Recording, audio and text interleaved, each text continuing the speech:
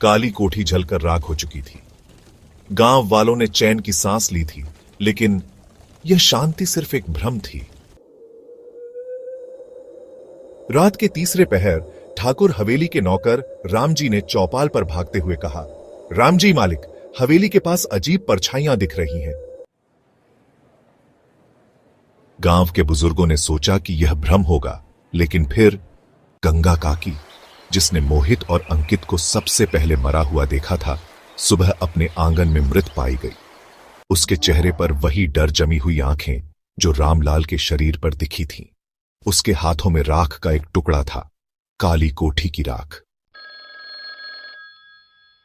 गांव में फिर से दहशत फैल गई। उसी दिन शाम को गांव में एक बाहरी व्यक्ति आया। उसका नाम था कबीर वर्मा, एक खोजी पत्रकार जो देश भर में अलौकिक घटनाओं पर रिपोर्ट बनाता था। कबीर ने गांव के लोगों से बात करने की कोशिश की, लेकिन कोई कुछ कहने को तैयार नहीं था। ओल्ड मैन बाबू, यहां से चले जाओ। जो देखना चाहते हो वो देखने के बाद तुम जिंदा नहीं बचोगे। कबीर मुस्कुराया, लेकिन रात होते ही जब हवेली की राख में से एक परछाई निकली और उसके कमरे में आ गई, तो उसकी हंसी गायब हो गई। कबीर ने महसूस किया कि कमरे में ठंड बढ़ गई है। उसकी रिकॉर्डिंग डिवाइस अचानक ऑन हो गई और उसमें किसी की धीमी फुसफुसाहट रिकॉर्ड होने लगी। गोस्टली विस्पर, तुम्हें भी अब यहीं रहना होगा। कमरे की खिड़कियां खुद ब खुद खुल गईं और उसने देखा, बाहर हवेली की राख से 3 परछाइयां निकल रही थीं। मोहित, अंकित, विकास। लेकिन वे अब और भी ज्यादा भयावह दिख रहे थे। उनकी आंखें पूरी तरह काली थीं और उनकी त्वचा से धुआं उठ रहा था, जैसे राख से बने हों। कबीर ने कैमरा उठाकर रिकॉर्डिंग शुरू कर दी, लेकिन तभी दरवाजा बंद हो गया। उसने मुड़कर देखा और सामने एक चौथा साया खड़ा था। हमारा घर जलाने की सजा मिलेगी। कौन था यह चौथा साया? क्या यह काली कोठी की असली आत्मा थी? कबीर की मुलाकात गांव के सबसे पुराने पंडित से, जो जानता है कि यह श्राप कहां से शुरू हुआ, हवेली का इतिहास और इसके पहले के निवासियों का रहस्य। कबीर को मिलते हैं कुछ संकेत जो उसे बताते हैं कि सिर्फ आग से यह आत्माएं खत्म नहीं होंगी। क्या कोई और रास्ता है इस श्राप को तोड़ने का? सीन 17, कबीर वर्मा। कबीर वर्मा, एक जिद्दी और निडर पत्रकार जो काली कोठी के रहस्य को उजागर करने गांव में आता है। उसे अजीब संकेत मिलने लगते हैं, जैसे टूटे फूटे अखबारों में छपे रहस्यमयी संदेश और पुरानी डायरियां। वह गांव वालों से छिपाकर रात में हवेली में दाखिल होता है, जहां कुछ भयानक चीजें उसका इंतजार कर रही होती हैं। पंडित सोमेश्वर, गांव का आध्यात्मिक रक्षक और बुजुर्ग तांत्रिक, जिसने हवेली के रहस्यों को हमेशा दबाए रखा है, वह जानता है कि हवेली की आत्माएं सिर्फ डराने के लिए नहीं हैं, बल्कि वे किसी गहरे मकसद से लौटी हैं। उसका संदेह तब गहराता है जब मोहित, अंकित और विकास के साथ कुछ और आत्माएं दिखने लगती हैं। रामलाल, गांव का चौकीदार, जिसने सबसे पहले मोहित को गांव के बाहर घूमते देखा था, अब वह अजीब बर्ताव करने लगा है। कभी खुद से बातें करता है, कभी आधी रात को हवेली की तरफ चला जाता है। क्या वह मोहित से मिला था या कुछ और उसकी आत्मा को काबू कर चुका है? दीपा, मोहित की बहन, मोहित की मौत के बाद से गुमसुम रहने लगी है, लेकिन एक रात वह अचानक से बोलने लगती है, मगर उसकी आवाज उसकी अपनी नहीं होती।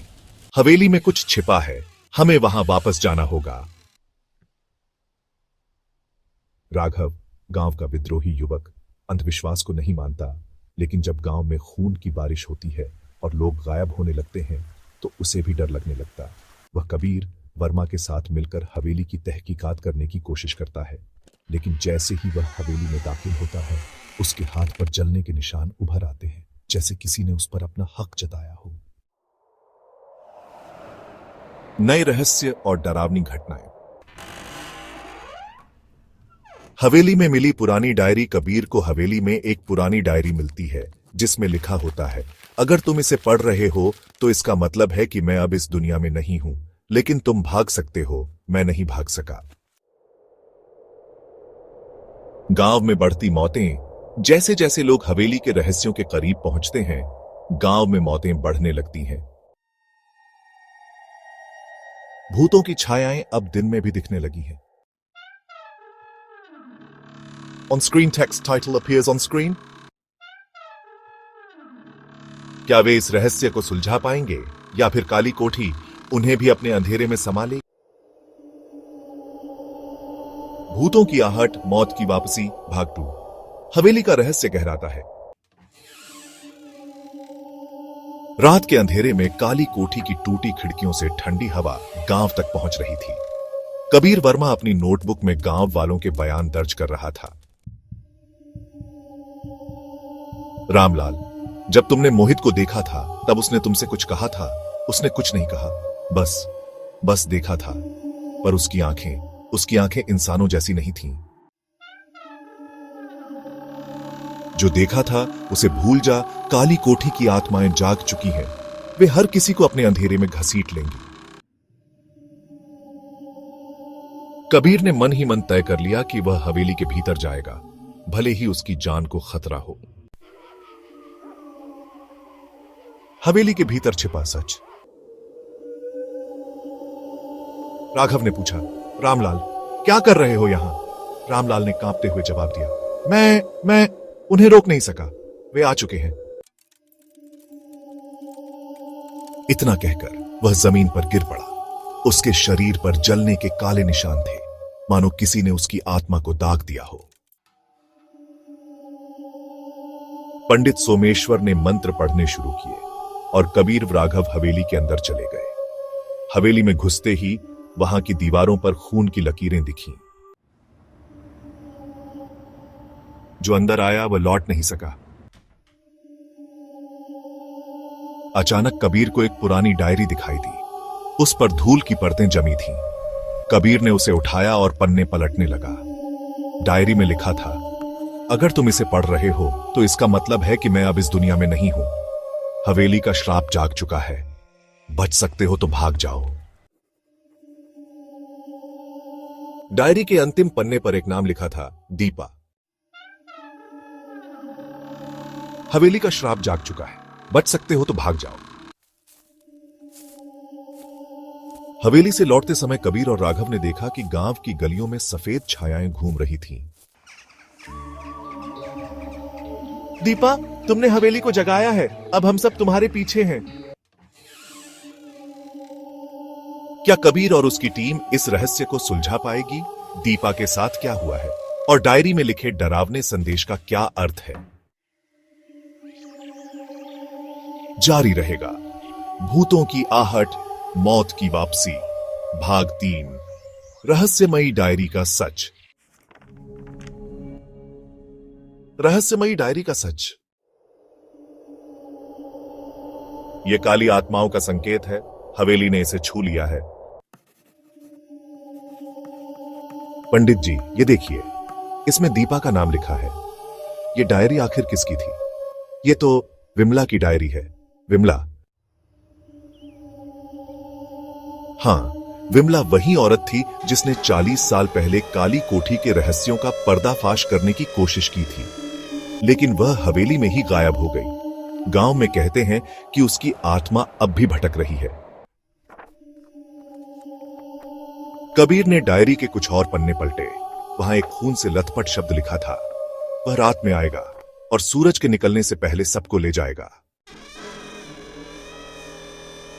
दीपा की चेतावनी।